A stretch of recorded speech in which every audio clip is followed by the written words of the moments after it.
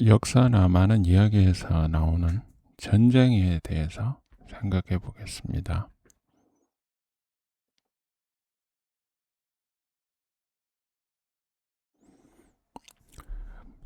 역사 같은 데에서는 전쟁이 아주 극적으로 보이고 이야기에서도 전쟁 이야기가 재미있게 느끼는 사람도 많고요. 그래서 전쟁 역사학이란 것도 있고, 그런데 전쟁에서 이긴다는 건 무슨 의미일까에 대해서 생각을 해보겠습니다. 전쟁에서 승패는 어떻게 결정될 것인가 먼저 살펴볼 건데요. 이전에 기억 속에 남아있던 전쟁 보도는 1979년에 중국하고 베트남 전쟁이 있었던 것으로 기억을 합니다. 79년 2월 17일 날 국경 문쟁으로 시작해서 1개월 정도에 마무리가 됐는데요. 당시에 국내 신문에서 그때 신문을 보니까 매일 중국과 베트남에서 전사자가 몇 명이고 부상자가 몇 명이고 포로가 몇 명이고 이렇게 보도가 됐어요. 매일.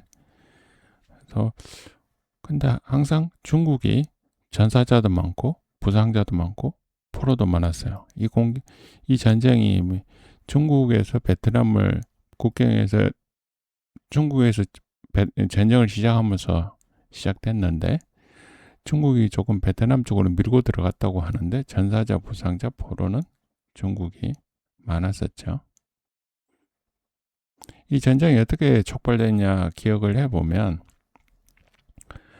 74년인가? 75년이었던 것 같은데 75년이 베트남이 공산 베트남으로 베트남이 이렇게 남쪽에 있는 자유 베트남이 멸망을 하죠. 멸망하고 난 다음에 이 캄보디아하고 베트남하고 사이에 분쟁이 있었는데 어느 때인가 베트남이 캄보디아를 밀고 들어가서 수도까지 부수고 다시 돌아오는 일이 있었습니다. 그때 캄보디아는 중국에서 뒤를 봐주고 있었고요. 베트남은 당시엔 소련이었죠. 소련에서 뒤를 봐주고 있었던 거죠.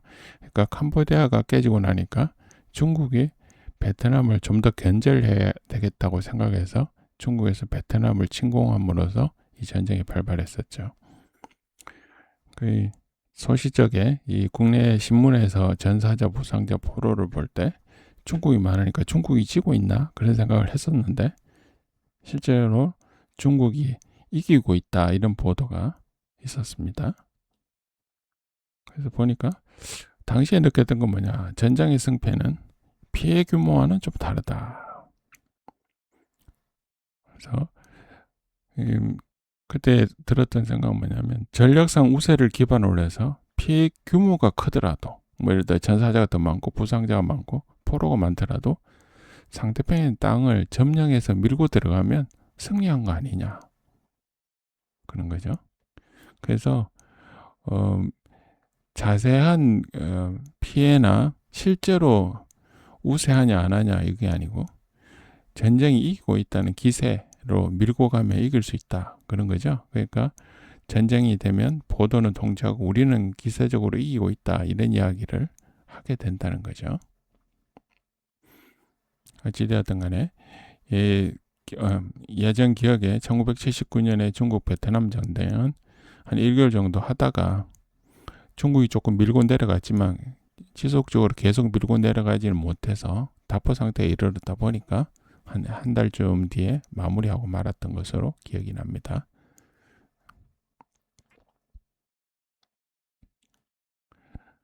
그래서 전쟁에서는 어떻게 하면 승리할까를 생각을 해보면 이전부터 이런 말이 있습니다. 점령하고 깃발 꽂으면 승리하는 거다.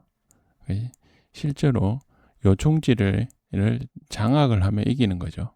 피해 규모가 아군이 크더라도 아군이 원하는 목적지에 도달해서 깃발 꽂으면 이긴다 그런 이야기죠. 그러니까 실제로 육군이 중요하다 이렇게 이야기합니다. 육군의 진격이 중요하다. 요즘 공군 전력에 따라서 피해 없이 폭격도 하고 그래서 공군이 있으면 유리할 것 같지만 결국 뭐 방공호나 이렇게 피해 다니기도 하고, 그 세세하게 아주 참 중요한 부분 자세히 다 점령하기는 어렵죠. 공군이 떨어져 있으니까. 그리고 공군도 실제로는 하늘에 떴다가 다시 땅에 내려와야 되죠. 그러면 그 지역은 육군이 필요하잖아요. 그래서 해군도 마찬가지고, 그래서 육군의 진격이 최종 결정을 하게 된다. 그렇죠? 땅을 점령하는 게 중요하다는 거고요. 그리고 핵심을 장악하는 게 중요하니까 속전속결로 키포인트를 잡는 게 중요하고, 그래서 별동대라는 게 있습니다. 특별히 빠르게 움직여갖고 핵심을 잡는다. 그래서 수도를 점령하면 끝나는 전쟁 뭐 이런 게 있었는데, 그럴 때는 그 중간에 차례차례 점령해 나가는 게 아니고 수도만 빠르게 달려가서 점령하자, 그런 이야기가 있었던 거죠. 근데 이게 전력상 밀리면 어떻게 되냐, 장기전으로 가고 전선을 넓게 가고 수도를 점령하려면 지도부가 수도에서 피해가지고 곳곳에 게릴라전을 가면 장기전에 가게 되고요. 그러면 침공한 쪽에서 피해가 커지니까 그 길게 끌면 방어하는 쪽이 유리하다, 그런 이야기도 있고요. 어쨌든 그런 경우에는 수도를 함락돼도 전쟁의 승패가 결정되지 않는다, 그렇게 이야기도 합니다. 근데 승패에서 중요한 건 뭐냐 하면 쭉 지금까지 뭐 역사나 뭐 보도나 이런 걸 보면 수행 의지가 중요하다, 그런 생각이 듭니다. 이 전쟁을 이기려는 의지가 있느냐, 전쟁을 수행하려는 의지가 있느냐, 그게 중요해 보이고요. 이 전쟁을 계속 해야 되겠다 하면은 전쟁이 계속 가는 거고, 뭐 지거나 이기거나 상관없다, 그렇게 생각하면 전쟁 빨리 끝나겠죠. 그렇게 별로 승패에 별로 연연하지 않으면 패하고 끝날 가능성이 많고요. 그 다음에 이게 결과에 대한 기대치, 이게 중요하다. 이게 무슨 말이냐면, 만약에 패해가지고 이쪽에 체제가 바뀐다 하더라도 바뀐 체제가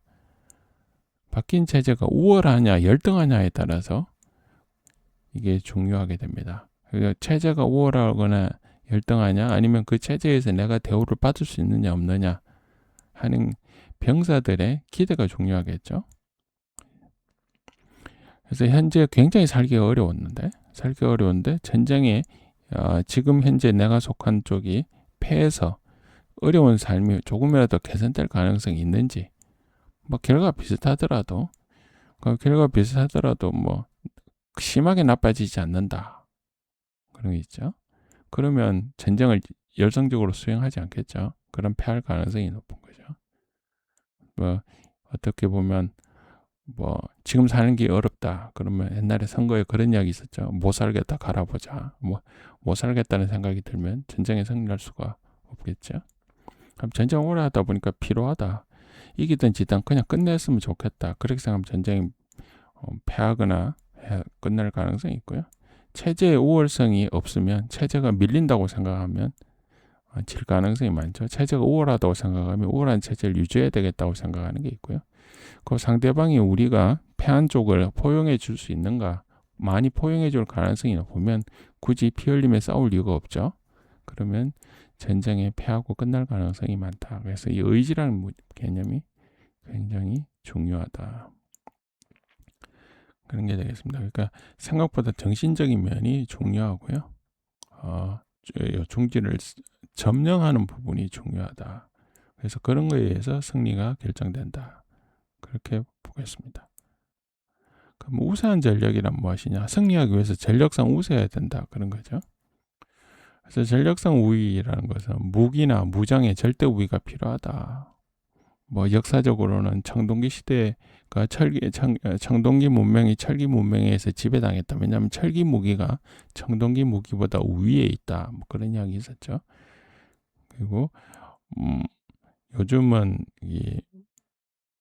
그 몽고 시대 이후에 그 폭약의 우위 입는 것도 중요하고요. 그러니까 무기의 우위가 중요하다는 거죠.